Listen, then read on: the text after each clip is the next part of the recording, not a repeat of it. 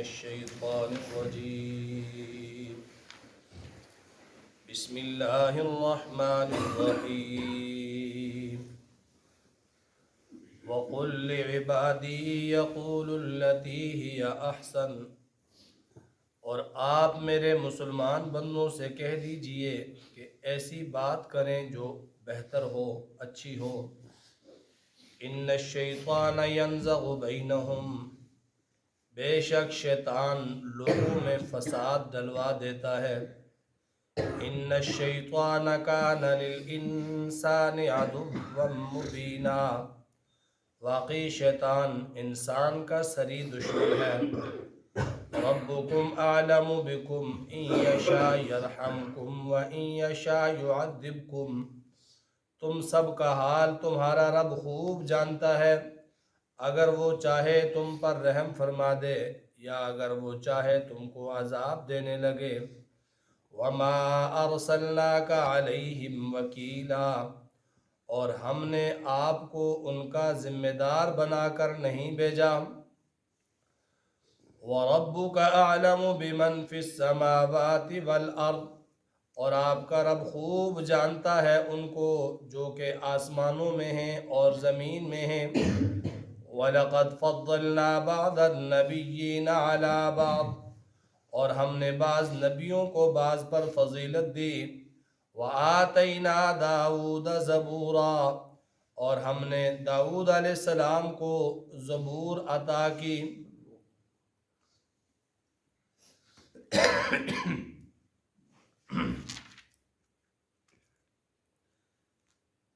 کل کے درس میں عقیدہ آخرت پر کچھ بات ہوئی تھی۔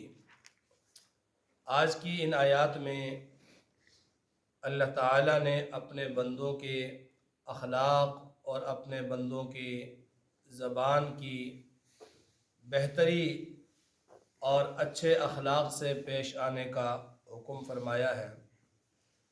فرمایا وَقُلْ لِعِبَادِي يَقُولُوا الَّتِي هِيَ أَحْسَنُ، اے پیارے پیغمبر آپ میرے بندوں سے کہہ دیجئے کہ لوگوں سے کلام کریں، بات کریں تو ایسی یا احسن جو اچھے انداز میں ہو، اچھے طریقے سے ہو۔ احسن کے اندر بہت ساری چیزیں آ جاتی ہیں، بات سچی ہو، بات موقع کے مطابق ہو، بات کے اندر جھوٹ نہ ہو، بات خیرخواہی کے جذبے سے کی جائے، بات اصلاح کی نیت سے کی جائے، بات اللہ اور اللہ کے رسول کی ہو، اور بات کرنے کا انداز اور لہجہ ایسا ہو کہ جو سن رہے ہیں ان کے جذبات مجروح نہ ہوں، ان کی عزت مجروح نہ ہو، بات کے اندر تان کے نشتر نہ ہو، طنز نہ ہو۔ احسن کے اندر یہ ساری چیزیں آ جاتی ہیں۔ تو فرمایا کہ میرے بندوں سے کہہ دیجئے کہ ایسی بات کریں کہ جو احسن ہو، جو اچھی ہو، جو بہتر ہو۔ اس آیت کے پس منظر کو اگر دیکھیں تو یہ سورہ بنی اسرائیل کی آیت ہے، اور سورہ بنی اسرائیل مکی صورت ہے، اور مکہ میں جناب نبی مکرم صلی اللہ علیہ وسلم 13 سال تک رہے ان مشرکین مکہ کے درمیان، اور مکی زندگی میں آپ صلی اللہ علیہ وسلم کو کتنی اذیتوں کا، کتنی تکلیفوں کا، کتنی مشقتوں کا سامنا کرنا پڑا، آپ سب جانتے ہیں۔ یہاں تک کہ آپ کے راستوں میں گن ڈال دیا جاتا، کانٹے ڈال دیے جاتے ہیں، اور ہر طرح کی سرگرمی پر پابندی بھی لگائی گئی۔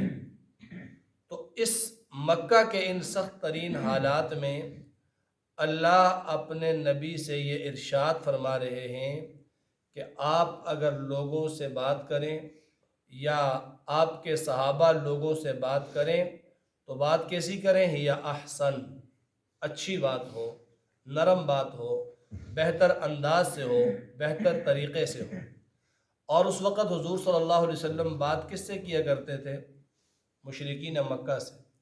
وہ مشرکین مکہ جو آپ کے جانی دشمن تھے، وہ مشرکین مکہ جنہوں نے آپ کو قدم قدم پر اذیتوں سے دوچار کیا، وہ مشرکین مکہ جو آپ کو ساحر کہتے تھے، مجنون کہتے تھے، دیوانہ کہتے تھے، معاذ اللہ۔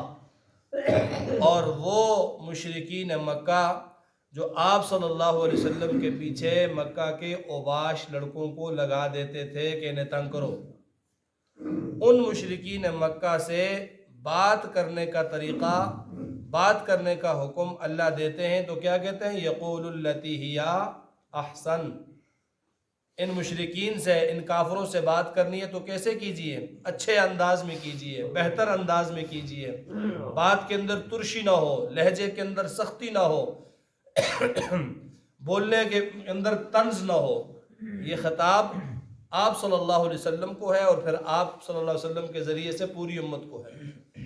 اولین مخاطب کون ہیں؟ جناب نبی اکرم صلی اللہ علیہ وسلم۔ اور آپ صلی اللہ علیہ وسلم کے اس وقت مکہ کے اندر مخاطبین کون ہوتے تھے؟ مشرکین مکہ تھے، جو اسلام کے دشمن تھے، نبی کے دشمن تھے۔ ان سے بات کرتے ہوئے اللہ فرماتے ہیں کہ اگر آپ ان سے بات کریں تو ہی یا احسن، اچھے انداز میں بات کریں، نرمی سے بات کریں، بہتر بات کریں۔ اور ایک اور مقام پہ آتا ہے جب اللہ تعالیٰ نے حضرت ہارون علیہ السلام کو اور حضرت موسیٰ علیہ السلام کو نبی بنا کر بھیجا فرعون کے گھر، فرعون کے پاس، فرعون کے محل میں، کہ اسے جا کر دعوت دو دین کی۔ اور جہاں اور نصائح اللہ نے کیے، وہاں پر ایک نصیحت یہ کی، وَقُولَا لَهُ قَوْلًا لَيِّنًا، اے موسیٰ و ہارون تم فرعون کے پاس جا رہے ہو، وَقُولَا لَهُ قَوْلًا لَيِّنًا، اس سے بات کرنا نرمی سے، اس سے بات کرنا ہمدردی سے، اس سے بات کرنا اچھے انداز سے۔ فرعون کون تھا؟ خدائی کا دعوے دار۔ فرعون کون تھا؟ بڑا ظالم اور متکبر قسم کا آدمی۔ فرعون کون تھا؟ ہزاروں بچوں کا قاتل۔ تو اللہ نے کیا فرمایا؟ وَقُولَا لَهُ قَوْلًا لَيِّنًا، بات کرو ان سے، جا کر بات کرو نرمی سے۔ اور یہی اسلام کی تعلیمات ہیں۔ حضرات صحابہ کرام، اور جن صحابہ نے شمائل کے اندر حضور اکرم صلی اللہ علیہ وسلم کے شمائل کو نقل کیا ہے، تو بے شمار احادیث ہیں کہ ہم نے کبھی نبی پاک صلی اللہ علیہ وسلم کی یہ تیوری چڑھی ہوئی نہیں دیکھی۔ آپ ہر وقت خندہ پیشانی سے بات کرتے تھے۔ ہم نے حضور صلی اللہ علیہ وسلم کو کبھی کسی پر غصہ کرتے ہوئے نہیں دیکھا۔ ہم نے حضور صلی اللہ علیہ وسلم کو کبھی کسی پر تنزیہ انداز میں بات کرتے ہوئے نہیں دیکھا۔ تو اللہ تعالیٰ اپنے پیارے پیغمبر سے یہ کہہ رہے ہیں کہ میرے بندوں سے اگر بات کریں تو ہی احسن انداز میں، اچھے انداز میں۔ آج ہمارا طرز گفتگو کیا ہے؟ اوپر سے لے کر نیچے تک، ہمارے حکمرانوں سے لے کر عام عوام تک ہماری گفتگو کا طریقہ کیا ہے؟ ہمارے سیاسی جلسوں میں کیا ہوتا ہے؟ سب بکواس اور جو ہے گالی گلوچ، طنز کرنا دوسروں پر، اور پھر یہی ذہنیت وہ بڑے بڑے جلسوں سے گلی محلے تک آ جاتی ہے۔ گلی محلے میں اگر کوئی آپس میں دو آدمی سیاسی بات کر دیتے ہیں تو ان کا انداز کیسا ہوتا ہے؟ توہین آمیز، ہتک آمیز، اور انتہائی سطحی، اور انتہائی جو ہے وہ غلیظ قسم کا انداز۔ اور قرآن اپنے نبی سے کیا کہہ رہا ہے کہ اگر مشرکوں سے بھی اگر آپ نے بات کرنی ہے، کافروں سے بات کرنی ہے، تو ہیا احسن، اچھے انداز میں بات کیجئے، اچھے طریقے سے بات کیجئے، نرم بات کیجئے۔ کوئی ایسی بات نہ کیجئے کہ جس میں جو ہے وہ گالی ہو۔ معاذ اللہ، آپ صلی اللہ علیہ وسلم تو اس سے دور تھے۔ اور حضرات صحابہ کرام رضوان اللہ تعالی اجمعین کو بھی یہی تعلیم دی کہ احسن انداز میں، نرم انداز میں کلام کیجیے۔ جناب نبی اکرم صلی اللہ علیہ وسلم کا ایک فرمان ہے، لیس المؤمن، وہ شخص مومن نہیں ہے جو فواہشات زبان سے بکتا ہو، جو غلط باتیں کرتا ہو، اور جو گالی گلوچ دیتا ہو، وہ مومن ہی نہیں ہے۔ اس طرح کی بے شمار احادیث ہیں۔ تو فرمایا وَقُلْ لِعِبَادِي، آپ میرے بندوں سے کہہ دیجئے، یقول التی ہی احسن، کہ ان کافروں سے اگر بات کرو تو ہی احسن، نرم انداز میں۔ وہ کافر، وہ مشرکین مکہ گالیاں دیتے تھے، طرح طرح کے بہتان الزامات لگاتے تھے، تو اللہ نے فرمایا کہ ان کو ان کی زبان میں جواب نہ دو۔ ان کی زبان میں جواب دیا تو کیا ہو جائے گا؟ برابر سرابر ہو جائے گا، فرق کچھ نہیں بچے گا۔ اخلاق کا مظاہرہ کریں، اعلیٰ اخلاق کا مظاہرہ کرتے ہوئے ان کی جو باتیں ہیں، ان کی جو گالیاں ہیں، ان کا جو طنز ہے، اس کا جواب بھی اخلاق سے دیں۔ اور اس کا فائدہ کیا ہوگا؟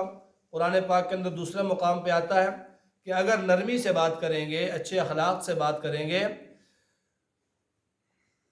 وہ لوگ جن کے اور آپ کے درمیان دشمنی ہے، کأنہ ولی حمیم، وہ آپ کے گرویدہ ہو جائیں گے، آپ کے دوست بن جائیں گے، آپ کے قریب آ جائیں گے۔ تو مومن کا کلام ایسا ہونا چاہیے کہ جس کے اندر گالی گلوچ نہ ہو، جس کے اندر طنز نہ ہو، جس کے اندر دوسرے کی عزت نفس مجروح کرنے والے الفاظ نہ ہوں۔ اللہ اپنے نبی سے فرما رہے ہیں وَقُلْ لِعِبَادِي، کہہ دیجئے میرے بندوں سے، يَقُولُ الَّتِي هِيَ أَحْسَنُ، بات کیجئے اچھے انداز سے۔ کیوں؟ إِنَّ الشَّيْطَانَ يَنزَغُ بَيْنَهُمْ، شیطان لوگوں کے درمیان فساد ڈلواتا ہے، جھگڑا کرواتا ہے۔ إِنَّ الشَّيْطَانَ كَانَ لِلْإِنسَانِ عَدُوًّا مُبِينًا، شیطان تو انسان کا سری دشمن ہے۔ ربکم اعلم بکم ان یشاء یرحمکم وان یشاء یعذبکم، تم سب کا حال تو یہ ہے، تمہارا پروردگار ہی تمہارے حال کو خوب جانتا ہے، اگر وہ چاہے تو تم پر رحمت فرما دے، اگر وہ چاہے تو تم کو عذاب دینے لگے۔ یہ تو فیصلے اللہ کے ہیں کہ کس پر رحمت ہوگی اور کس پر عذاب ہوگا۔ اے میرے پیارے پیغمبر، آپ ظاہر کے مکلف ہیں، آپ ان لوگوں کو دین جو اللہ کی طرف سے آیا وہ بتا دیجئے، وہ ان کو سکھا دیجئے، آگے یہ عمل کرتے ہیں یا نہیں، اگر مان لیتے ہیں، عمل کرتے ہیں، اللہ خوب جانتا ہے، پھر ان پر رحم کرے گا، اور نہیں مانتے تو پھر ان کو عذاب دے گا۔ وَمَا أَرْسَلْنَاكَ عَلَيْهِمْ وَكِيلًا، اے پیارے پیغمبر، ہم نے آپ کو ان پر نگہبان، داروغہ اور ذمہ دار بنا کر نہیں بھیجا کہ انہوں نے آپ کی بات ماننی ہی ماننی ہے، ان کو پکڑ کر جو ہے وہ اسلام میں لانا ہے، اور اگر یہ نہ آئے تو معاذ اللہ آپ سے باز پرسو، میں ایسا نہیں ہے۔ آپ کے ذمے جو ہے وہ پہنچا دینا ہے، آگے معاملہ جو ہے وہ اللہ کا ہے، اللہ کے ساتھ ہے، جو مانے گا تو اللہ اس پر رحم کرے گا، جنت میں لے جائے گا، اور جو نہیں مانے گا تو اللہ اسے عذاب دے گا۔ وَرَبُّكَ أَعْلَمُ بِمَنْ فِي السَّمَاوَاتِ وَالْأَرْضِ، اور آپ کا رب خوب جانتا ہے جو کچھ آسمانوں میں ہے، جو کچھ زمین میں ہے۔ وَلَقَدْ فَضَّلْنَا بَعْضَ النَّبِيِّينَ عَلَى بَعْضٍ، ہم نے بعض نبیوں کو بعض پر فضیلت دی۔ نفس نبوت کے اندر تو سارے انبیاء شریک ہیں، سارے انبیاء معصوم ہیں، نبوت جس کو بھی مل گئی اس کا مقام اور مرتبہ اعلیٰ سے اعلیٰ تر ہے، اور کوئی بھی نبی ایسا نہیں ہے کہ جس کی نبوت ملنے کے بعد بھی اس کا مرتبہ کم رہا ہو۔ سارے نبیوں کو جن کو نبوت ملی، اللہ نے نبوت سے سرفراز کیا، تو نفس نبوت کے اندر سارے انبیاء برابر ہیں، اور بعض انبیاء کو بعض پر فضیلت مل جاتی ہے، اور یہ ایک فطری سا عمل ہے۔ ابراہیم علیہ السلام کو فضیلت حاصل ہے، تمام انبیاء کے، بنی اسرائیل کے تمام انبیاء کے آپ جد امجد ہیں، اور جناب نبی مکرم صلی اللہ علیہ وسلم کو اللہ نے فضیلت بخشی، آپ کو خاتم النبیین ہونے کے ساتھ فضیلت بخشی، اور سارے رسولوں کا امام اور رسول اللہ نے بنا دیا۔ فرمایا یہ جو فضیلت ہے ایک نبی کو دوسرے نبی پر، تلک الرسل فضلنا بعضهم علی بعض منہم من کلم اللہ، بعض انبیاء نے اللہ سے کلام کیا جیسے موسیٰ علیہ السلام، اور بعض انبیاء ایسے ہیں کہ جن کو اللہ نے کوئی اور خاص فضیلت دی، تو بعض ایسی فضیلتیں جو بعض انبیاء کے اندر ہیں بعض کے اندر نہیں ہیں، تو انہی فضیلتوں کا ذکر ہے۔ یہ نہیں ہے کہ بعض انبیاء جو افضل ہیں ان کے مقابلے میں دوسرے انبیاء کا مرتبہ کم ہے، معاذ اللہ ایسا نہیں ہے۔ فرمایا کہ ہم نے بعض نبیوں کو بعض پر فضیلت دی۔ وَآتَيْنَا دَاوُودَ زَبُورًا، داؤد علیہ السلام کو ہم نے زبور دی۔